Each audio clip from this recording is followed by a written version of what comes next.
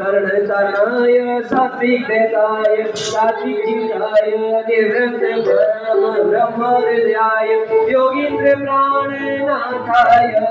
त्रिभुवन भाग्य पुण्योत्सवाय विज्ञानंद परब्रह्मैकात्माय सात्माय समाधाय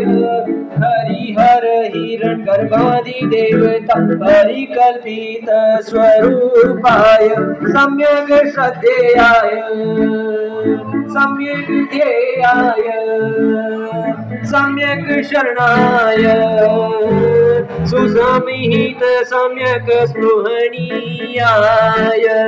ओम नमो ते भगवते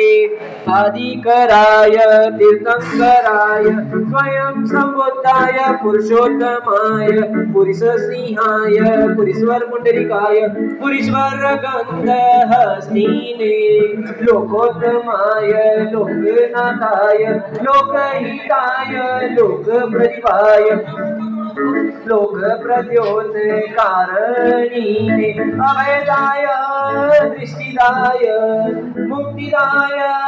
मार्ग